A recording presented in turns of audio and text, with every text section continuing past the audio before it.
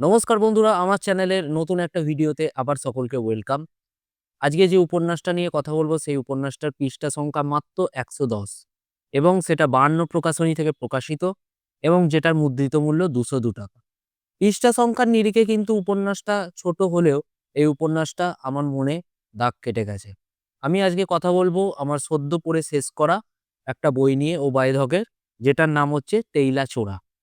এই বইটা নিয়ে। তো চলুন ভিডিওটা শুরু করা যাক এবং ভিডিওটা শুরু করার আগে যারা আমার চ্যানেলটা সাবস্ক্রাইব করেননি প্লিজ সাবস্ক্রাইব করবেন। ভিডিওটা ভালো লাগলে অবশ্যই একটা লাইক, কমেন্ট, শেয়ার করতে ভুলবেন না।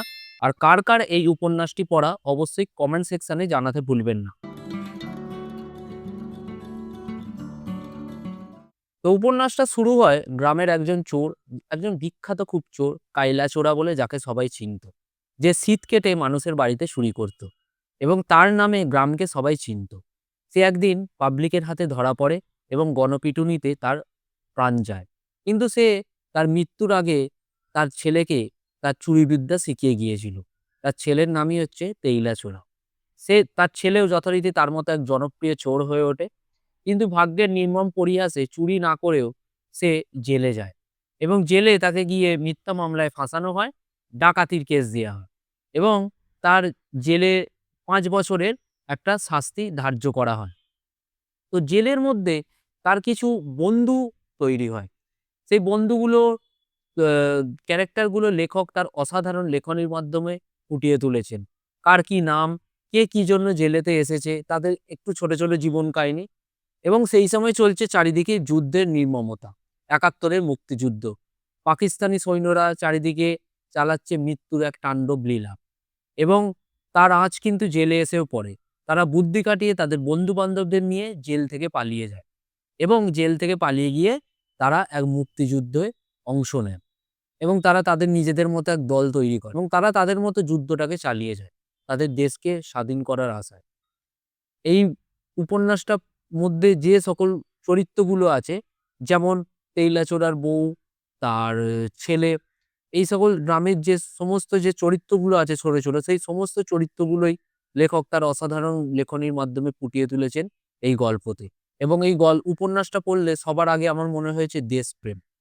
মানে সমাজের চোখে অস্পৃশ্য এক চোর, যাকে সকলে কাজ দিতে ভয় পায়। সেরম কিছু মানুষ সমাজের চোখে যারা অপরাধী, সেরম কিছু মানুষ সমস্ত কিছু তার জীবনের ভুলে গিয়ে তারা অংশ নিয়েছে মুক্তিযুদ্ধতে।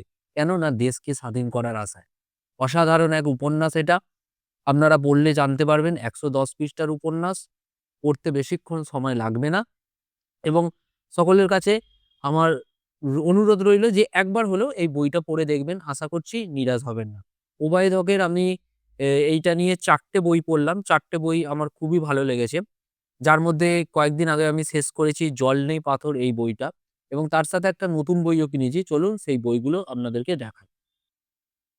তো এতক্ষণ যে বইটার কথা বলছিলাম সেটা হচ্ছে এই বইটা ওবায়দ হকের 'টেইলা চোরা' এটা। এই যে ৫২ প্রকাশনীর বই এবং এটার হচ্ছে ৳২০২ মূল্য। এই দেখুন পেজের কোয়ালিটি যথেষ্ট ভালো। আর এই যে ৳২০২ মূল্য। আর এর সাথে আমি নিয়েছিলাম ওনারই লেখা এই যে এইটা প্রচ্ছদটা দেখুন অসাধারণ 'উন্মাদ আশ্রম' ওবায়দ হকের লেখা। এটাও ৫২ প্রকাশনীরই বই। এটার পেজ কোয়ালিটি যথেষ্ট ভালো এবং এটার মূল্যটা ছিল ৳২৫২। তো এইটা হচ্ছে নতুন দুটো বই সংগ্রহ করলাম। আর আগের ছিল হচ্ছে 'জলেশ্বরী', 'নীল পাহাড়' আর এই বইটার কথা বলছিলাম। এই বইটাও আমার পড়া হয়ে গেছে। ওবায়দ হকের 'জল নেই পাথর'। এটাও যথেষ্ট ভালো গল্প। আর এই হচ্ছে আমার টোটাল ৫ টা সংগ্রহ হয়েছে ওবায়দ হকের। ১, ২, ৩, ৪, ৫। তো আজকের ভিডিওটা এতটাই। নেক্সট ভিডিওতে খুব তাড়াতাড়ি আপনাদের সাথে দেখা হচ্ছে। ততক্ষণের মতো টাটা।